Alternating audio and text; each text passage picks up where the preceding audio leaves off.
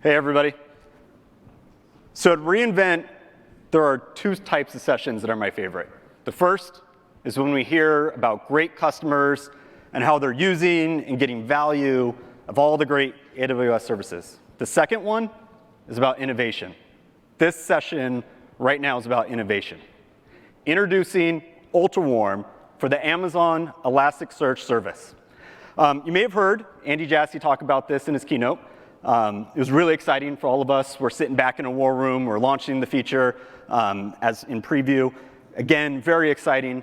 But there's a couple things that we didn't hear Jassy go deep in. And that is, what do we build, but how do we build it?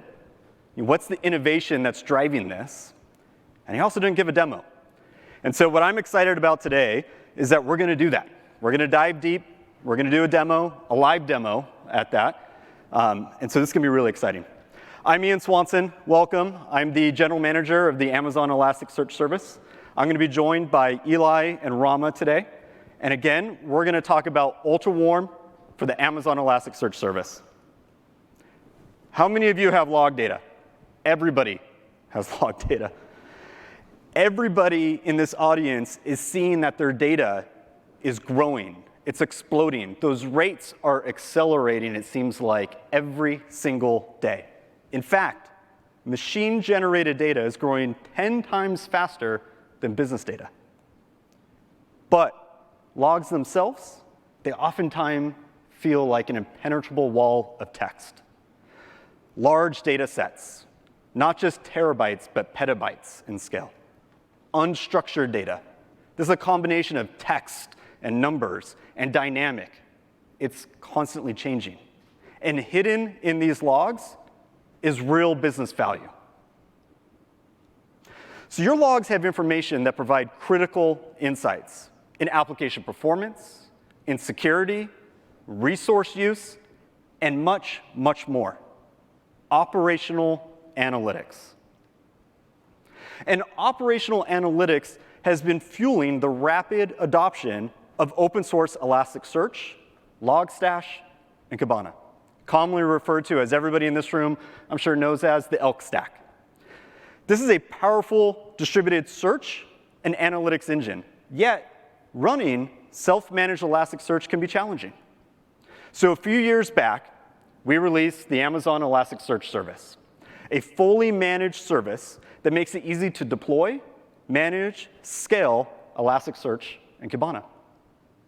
And there are many benefits of the Amazon Elasticsearch service. We support open source APIs and tools so that there's drop-in replacement with no need to learn new APIs or skills. It's easy to use. You could deploy a production-ready Elasticsearch cluster in just minutes. Scalable. You can resize a cluster with a few clicks or through a single API call. It's secure, so you can deploy into your VPC, restrict access using security groups, and IAM policies. And it's highly available. You can even replicate across multiple availability zones. And, of course, we're AWS. It's tightly integrated with other services. And today, across all industries, tens of thousands of customers are achieving great success with the Amazon Elasticsearch service. And still, every day, our team wakes up ideating, designing, and executing a product vision that will deliver even more value to our customers. Let's learn about that product vision from Eli Fisher, Senior PM from the Amazon Elasticsearch service. Join me on stage. Thanks, Ian. All right, let's dig into this. So, as a product manager with a service team, I've had the pleasure of diving in with our customers to understand the challenges and the problems they face when doing log analytics with Amazon Elasticsearch service. And in working with our customers, we've learned that there's one common problem that a lot of them face. And that is that storing data is expensive at scale. And because of this, customers are limiting the amount of data that they retain for analysis. And the reality is, when you limit the data that you retain, you miss out on valuable insights. So we took a step back. We talked to our customers to see maybe there's something they're doing to kind of work around this problem. And what we learned is that customers that are not just deleting their data, are trying to use multiple tools. Now, the problem with using multiple tools is that you have different APIs, different visualization interfaces, and because of this, it's not an optimal configuration and creates complexity in managing all of your data. So we took a step back and we looked at the Elasticsearch ecosystem to see if there was some sort of solution out there that would help customers be able to manage their costs. And what we found was that Elasticsearch supports a well-known hot-warm architecture. Now with this architecture, what you would see is for your hot tier, you'd have something like compute memory optimized instances, maybe using R5s. And on the warm tier, you'd make an explicit price performance trade-off by moving your data that's less frequently accessed into a storage dense instance that is backed by HDDs, maybe something like D2s. Now, the problem with this approach is that traditional hot-warm tiering is bound by the same Elasticsearch architecture that the hot tier has. So when looking at your warm data that you can actually store in a warm node, what you end up having to do is over-provision a lot of infrastructure. And because of this over-provisioning, you miss out on getting the full cost benefits that you'd want out of a warm tier. And when I talk about over-provisioning, what I'm referring to is the notion of Elasticsearch replicas immediately cutting the amount of storage that you can use in half. I'm also talking about the overhead of the operating system and file system that is associated with your local nodes. And then on top of that, if you want to have a highly available configuration, if a node fails, you need to have enough space for shards to rebalance across the remaining nodes. So you have to leave a bunch of empty space on your warm nodes, which is causing the cost benefits, instead of to be fully realized, only marginal. Now, because of this, we thought current solutions are falling short of our customer needs. And we took a step back and we asked ourselves, how can we do this better? How can we leverage a cloud-based architecture? So what we ended up building is UltraWarm for Amazon Elasticsearch Service. UltraWarm is a new storage tier. It's designed to allow you to store massive amounts of log data so that you can retain data not for days, but for months and years. It's designed so that you can run interactive log analytics, so you get the performance needed to do Kibana dashboarding and root cause analysis queries like you're used to. UltraWarm is also designed to be more durable and more performant than traditional warm tiers. And it does all of this while achieving an up to 90% cost savings in price per GB when comparing to the existing Amazon Elasticsearch Service hot tier. So in terms of architecture, what this looks like in the context of the service is before UltraWarm, you've got your dedicated master nodes. They're used for managing cluster state. You've got your data nodes where you're storing your data, they're processing queries, and with UltraWarm, what we've added is a new node type. And with this node type, you can move data from your data nodes to your UltraWarm nodes and make that explicit price performance trade-off to save on costs. Now, what's different about UltraWarm than traditional warm tiers is that UltraWarm durably backs data to S3, which does a couple of things. One, you're leveraging the economics of S3. Two, because S3 has 11 nines of durability, you're removing the need for the Elasticsearch level replicas in your nodes. S3 is taking care of that for you. The other thing is that because data is on S3 and not on the local nodes themselves, you're not actually bound by the storage of those nodes, which allows you to realize 100% of the advertised storage. So how would a customer use this? Let's take a logging example. So let's say you're indexing a terabyte a day, and you are retaining that for 7 days. Well, what you need to do for hot is you need to over-provision. You need to over-provision probably close to 18.4 terabytes of infrastructure, and you might end up using 5 i3 large nodes. And the reason you're over-provisioning, like I said before, is you've got to account for replicas and all of the overhead that we talked about. Now with UltraWarm, let's say you want to expand to have an additional 60 days of retention in warm. All you'd need is 60 terabytes of UltraWarm storage, because UltraWarm allows you to, 100% utilize all of the storage you provision, and 2, all of the overhead is built in, so you don't have to worry about over-provisioning on infrastructure. With UltraWarm, this would only be 3 UltraWarm large nodes. Now, I'm sure you're all wondering, OK, this sounds great, but what does it actually look like in action? Well, I'm really excited to introduce Rama. He's our principal engineer on the project. Rama has played a key role in the design and the development of UltraWarm. And today, Rama's going to walk us through how customers would use UltraWarm. Thanks, Eli.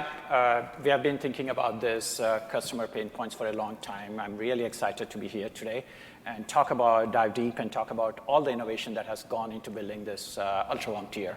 Awesome. Let's get started. So, Rama, how would a customer get started with UltraWarm?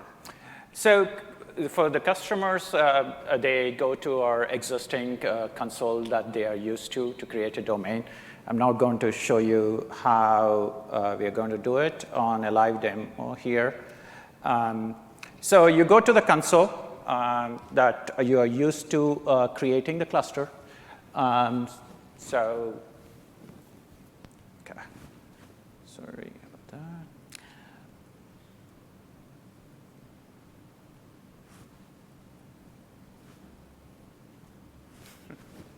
Well, it looks like the demo guards aren't in our favor. OK. Here we have screen.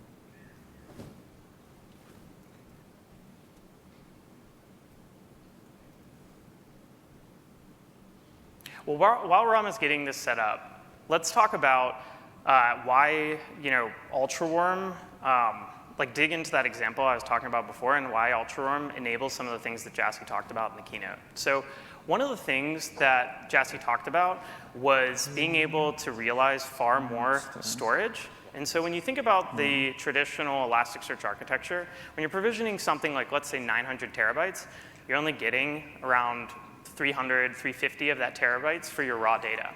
Now with UltraWarm, when you're provisioning 900 terabytes, you're actually getting that 900 terabytes that you provision. And so you're getting far more information stored in your logs, or in the Elasticsearch service than you'd normally get. All right, looks like we got this working. Looks like we finally have this set up. So here's the console that we have to create Elasticsearch domains. So like existing Elasticsearch domains, you would just go to the console. And there's a button here which says create a new domain. So you just go ahead and press that. Here, we added a new deployment type, which is UltraWarm in preview.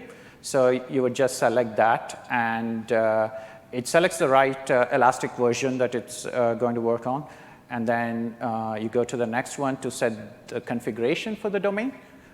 So on the top, you would select a name for your Elasticsearch domain. And then you would configure your hot data nodes like you would do today. So it gives you options for multi-AZ and the node types. And then you would select the storage type that you want to have for the hot cluster and the master node configuration after that. And below that is where we added a new section for UltraWarm data nodes, where you would just go and enable UltraWarm data nodes if you want to try this out. And then it gives you 2 options here for selecting the instance types for UltraWarm nodes. The first one is UltraWarm.medium, which gives you ability to address 1.5 terabytes of data in S3. And the second one is UltraWarm1.large, which gives you a single node can address up to 20 terabytes of data. And then you could select the number of warm data nodes that you would need for your UltraWarm storage. And after that, you have the same configuration that you would set for your hot cluster. So you would just go ahead and set encryption and everything else. And then you would hit create. And then it will just create a cluster. Interesting. I mean, it really looks like the create flow barely changed. Is it really just as simple as adding UltraWarm nodes to your cluster? Yes, it's as simple as that. And we also added some monitoring dashboards to it. Like our hot cluster. So I'm going to let's take a look. Yeah, so I'm just going to go here. Here's the cluster I already created, so I would just get in there. So in the overview section, we added a section for UltraWarm, which is here, where it talks about the instance type, the number of nodes that you selected, and the total addressable storage that you have in S3. And then in the cluster health, so here it gives you the cluster health, overall health of your cluster, including the hot and warm. And if you go down, it gives you the key performance metrics for your cluster. And then it gives you health dashboards for master instance types. And then the hot data nodes, where data instances mean hot data nodes here. And below that, we created new dashboards for UltraWarm here. So here we have a few dashboards like CPU utilization, JVM pressure, memory and storage utilization to monitor your UltraWarm cluster. And based on this, you can size up your cluster or size down depending on your needs. Well, it looks easy to create and monitor with UltraWarm, but our customers use Amazon Elasticsearch service for its interactive log analytics capabilities. So the big question is, what does this look like in Kibana? So UltraWarm enables you to run queries seamlessly across your hot and warm within Kibana. So today we are going to show a demo to how to run queries in your dashboards for both warm and hot. Awesome. What kind of analysis are we going to start with? So here we created a cluster which has a lot of data in it. As we go through the demo, you would see it. But let me start off by just running a query, which gives me the total number of docs in the cluster. So here I have a pre-created dashboard. I'm going to run it live. And this is running a query, which aggregates the total number of documents in the cluster in Kibana. As you can see, there are about 5 trillion documents in this cluster right now, which includes both hot and warm. 5 trillion documents is a lot of documents. How much raw data is that? That is about 1.2 petabytes of data, consisting of both hot and warm. It's mostly warm, and we keep about 14 days of hot data, and the rest is warm. So how much of that is in warm? OK, let me run a query and then show you how much data we have in warm here. For that, we created a dashboard here, which runs the query and figures out the documents and then groups by the month. So as you can see here, we have 6 months of logs. OK? And each month has about 900 billion documents. And 5 of months have close to 900 billion, and the 6th month has about 400 billion. So it's pretty close to 5 billion. So most of our data is in warm. Wow. I mean, looking at this experience, it looks like the standard Kibana dashboard experience. Are we doing anything special with Kibana here? We are not doing anything special. So you're just going to run your queries like you would do for hot and warm. And in this case, we are just running the queries from the dashboard to do analysis. Today, we are going to do some analysis on finding internal server errors in our warm data set. And we are going to go back a few months so that we are going to query the warm data set. We are going to query a week worth of data to see the trend in our internal server errors. Awesome. Let's check it out. OK. Let me just go to the dashboard where we created. As you may be aware of, people use Discover tab to discover the errors. So here we are just running this query to filter 500 errors. And as you can see, we are filtering the 500 errors here. And then it's just counting the number of documents, which gives you the number of 500 errors that are happening over 3 hours, grouped by 3 hours. I'm going to group it by hourly to see the trend here. So there you go. You have the number of 500 errors that we see. So we are looking at 1 week's worth of data in September, which is in warm. So it's as simple as just going and selecting the time range that you want to select in WARM and just running the query. That's awesome. It does look like there's something interesting going on. Do you see those spikes? That's an interesting observation. I do see spikes, and we have periodic spikes here. So what I'm going to do is let's zoom in and figure out what's going on here. So I'm going to select a day here. Let's say the 10th of September. And I'm going to just zoom in to see what's going on here. So I'm just zooming in here on the warm data. And then, as you can see, the time changed as I zoomed in, pinched and zoomed. And as Eli, you rightly observed, there seems to be a jump around 2100 from 33,500 errors to 76,000. There's about 40K increase. And then it stays there for next 4 hours before coming back to the normal. Well, that's a pretty big spike. Can we see what caused those errors? Yes, of course, we could do that. And since these requests are coming from different clients, what we could do is take the same query and group by the client IDs, and then see how different clients are contributing to these 500 errors. So I'm just going to go and run the query here. So we have a visualization that's already created for grouping by, but which runs the query live here. So it's running the query and grouping by the clients. There you go. So since we are looking the second week of September, and it ran the query, and then it's generated the stack graph where each color represents a different client, and the y-axis gives you the 500 errors generated by each client. Interesting. I'm seeing a lot of spike caused by this red client. Could we dive in and see what's going on? You're right.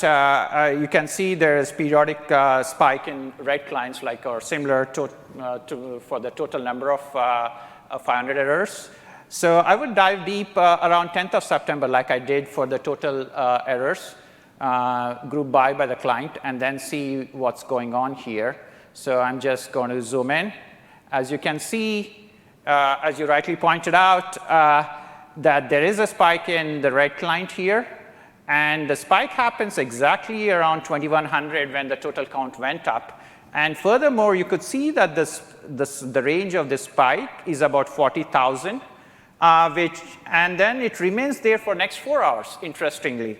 And if you go back and check, which correlates with our 500 errors here, so for 4 hours, yeah, so I'm just trying to.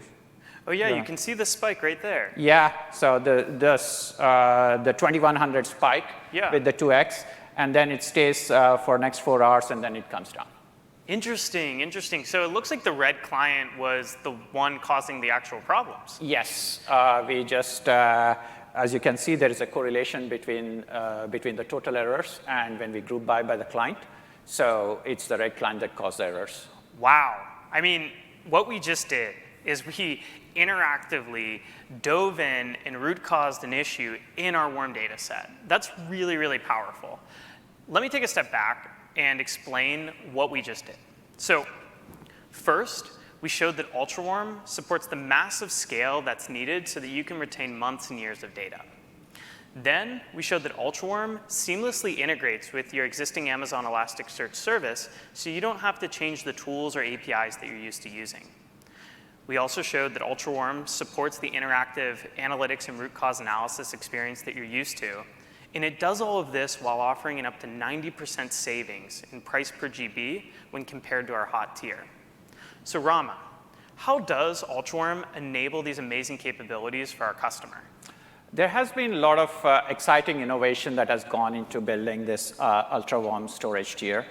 And I'll now dive deep and talk about all the innovation that has gone into building this UltraWarm storage tier. So when we started this project, we went to our customers and asked their pain points. And it was loud and clear. So the main, the architecture of UltraWarm is defined by the 3 key requirements that we heard from our customers. The first one is the cost. So we heard from our customers that the logs are increasing at an exponential rate. They want to reduce the cost. So what we said is we wanted to build something that's not just incremental, but that provides significant cost reduction, more specifically up to 90%, which is 1/10 the cost that our customers pay today in Amazon Elasticsearch hot tier. So that was our first requirement. The second requirement was we wanted to enable our customers to retain their logs longer, much longer than what they do today. Unfortunately, since they have a fixed budget, currently they just go and delete old data. Instead, we wanted to enable them to keep their logs for months and even years, which means that we wanted to build a log analytics system that scales to multiple petabytes of data. And the third and important requirement that we wanted to have was to provide this interactive and integrated experience that we just demonstrated and provide these benefits transparently to our customers. So that they don't have to change anything in their setup and yet get all this cost and scale benefits here. So given these requirements, which are somewhat odds with each other, if you look at the cost reduction and scale and interactive experience, they are at odds with each other. And then given the stringent requirements, we went and looked at all the solutions that are out there. And we found that none of them solved all three problems. So we went to the whiteboard and we said, OK, we'll start from the scratch and we will rethink about this architecture. And we came up with this architecture that is optimized for the cloud that meets all three requirements. Specifically, I want to highlight two architectural changes that we made at the high level that enabled us to provide all three benefits. First is we have both hot and warm tiers logically present in the same cluster so that you could do seamless and interactive analytics on both hot and warm indices without having to go out of, without changing your applications. But physically, we decouple them so that you could get the cost benefits of the warm storage tier and optimize this warm storage tier independent of the hot tier. So you could use your hot tier for indexing, querying, and storing recently indexed data or frequently modified data, but use the warm tier for rotating infrequently accessed data that is, or older data that you would like to have. So that's our first key architectural change. The second is we decouple UltraWarm compute nodes from the storage. What this enables us is that now we store data in S3, getting all the scale and the cost benefits of S3. And by decoupling warm compute from warm storage, now we could innovate at all levels of the stack in the warm compute to provide this interactive experience. So you get your interactive experience along with the cost reduction that you would like, that you would get from storing in S3. So I'm going to dive deep into each of these sections now and talk about what went into making this possible. So first, I like to talk about S3, the storage. So we store our data durably in S3. So that gives us three benefits. First, you get 11/9 of durability that S3 provides, which is awesome. And the second is we get all the economies of scale and the cost effectiveness of S3 per gigabyte that we store in S3. So it helps us reduce our cost by 10 that we were showing. And third is we can scale our storage to multiple petabytes easily by storing in S3. So provisioning is easy. What this architectural change enables us is that we could eliminate replicas in our warm tier. Given that it's durably stored in S3, we can always fetch the data from S3 when we need. So you are not paying any replica cost there. And second, you don't have to maintain snapshots for your warm. It comes for free because it's already in S3. You don't have to take any snapshot there. So that's another added benefit here. And the third important point here is we provide 100% utilization of advertised storage in S3. What this means is you don't have to provision anything more for file system overheads, for replicas, or for failovers. So you get full 100% utilization of storage and compute resources. And more importantly, you pay for the storage that you use in S3. So you don't get charged until you rotate your indices into warm. For just having an UltraWarm provision, it doesn't charge. It will charge you as soon as you start rotating your indices. So that's on the storage. But storage is just one side of the equation, right? And the other important aspects of this equation is performance. And this is where we had to think long and deep so that we provide interactive experience that our customers enjoy today in hot. So what we went and looked at this problem and looked at the design space, and we said in order to do this, we had to innovate at all levels of the stack. First, at the hardware and the operating system level, our UltraWarm nodes leverage a Nitro system and use S3 bandwidth to fetch data from S3. What this means is that the network bandwidth that we get from S3 is similar or better than the sequential read bandwidth that you get from locally attached storage, hard disk drive-based storage, such as D2, which means that it doesn't matter whether you store locally or remotely for throughput-bound queries when you're fetching a lot of data. So this helps in, as I'm going to talk later on the performance, improving performance compared to locally attached warm instance types, traditional warm instance types. That is on the hardware side. But as you know, we store data in S3.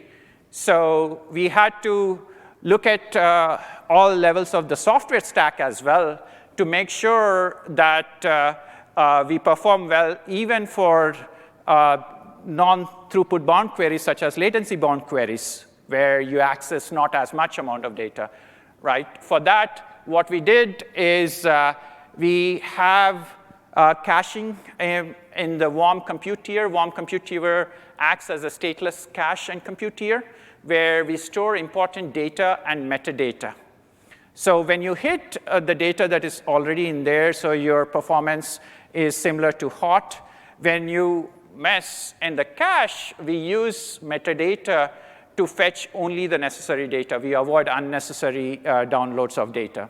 So that's first. Second, when we miss in the local cache and when we have to go to S3 and fetch data, as you may have observed, the latencies to S3 is more than the latencies on local disk, seek latencies. So we implemented a bunch of optimizations in the storage and query optimization layer to hide these latencies. First of which is the prefetching that we do. So what we do in our query execution is we try to prefetch as much of data and as early as possible to hide latencies to S3. So we innovated in the Elasticsearch and all levels of the stack for this optimization. And then the important aspects, which I'm not going to go in depth, is we implemented several optimizations to run queries at this multi-petabyte scale. So you have looked at the demo today in order to make that possible, and also to make the data available. So S3 gives you durability, but for that to be available in warm, we had to also innovate on how we bring that data quickly when a node fails. So all of this is done transparently to the user. They don't know whether the queries are touching the S3 data or local data. So our storage layer transparently fetches the needed data from S3 or local. Furthermore, when we fetch from S3, we fetch it at a granular fashion, at fine granularity, so that there is no read amplification. To summarize what this amounts, all of this innovation amounts to in performance, I have a few numbers here that I would like to share. First, for the queries that hit the local data, you run like hot. So that's good. But there will always be some queries where you will mess in the cache and you have to go to S3. For uncached queries and throughput-bound queries that touch a lot of data across many days and many indices, we are 2x better than traditional hardware disk drive-based warm instances. So that's 2x improvement apart from the cost reduction that we provide, which is great. And that is for the throughput-bound queries.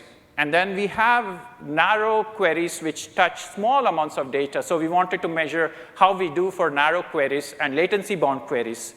And even for those, for our workloads, what we have we still can finish in single-digit seconds. So providing you the interactive experience that you would like to have. Now I'm going to invite Eli back here to talk about what these innovations means to the customers. Thanks, Eli. Thanks, Rama. Yeah, so what does this mean for our customers? Well, what this means, all these performance optimizations really are designed so that you can use the existing Kibana and Elasticsearch experience that you're used to. We built UltraWarm to be a seamless extension of the service so that you don't need to change any of the APIs, the tools that you're used to using. In building it as part of the service, we also built it so that you can query your hot and your warm data all from the same endpoint, so you don't need to think about where your data is in its life cycle. The other aspect is that UltraWarm provides the interactive experience that you need for doing forensic analysis and dashboarding and analytics with Elasticsearch. In terms of costs, when comparing UltraWarm to our existing Amazon Elasticsearch service hot tier, you get an up to 90% cost savings in price per GB. In fact, UltraWarm is the most cost-effective warm-based storage tier for Elasticsearch that is available in the ecosystem. All of this is aimed to enable you to keep data accessible in Elasticsearch and Kibana, not for days, but for months and years. Thanks, Eli. Let's give a round of applause for Eli and Rama.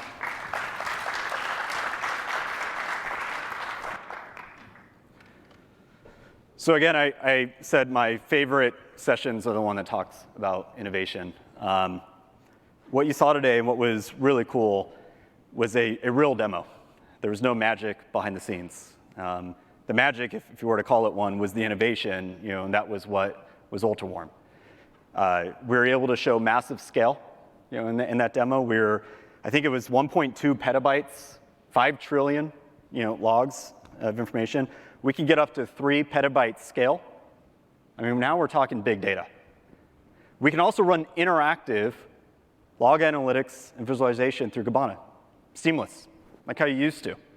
That was super quick, what they were able to show in that demo. Really exciting. And then higher performance and durability, backed by S3, 11 nines, and all of that you can do while achieving 90% cost savings. The team worked incredibly hard with ultimate drive to deliver more value to our customers. I really want to thank not only Rama and Eli, but the entire team at the Amazon Elasticsearch service for UltraWarm. And we're really excited for you to start to use UltraWarm today in preview. It's not gated. You can go there. You can start using it right now. And we're really excited to see what you can do with UltraWarm, a new storage tier for the Amazon Elasticsearch service. Thank you. Appreciate it.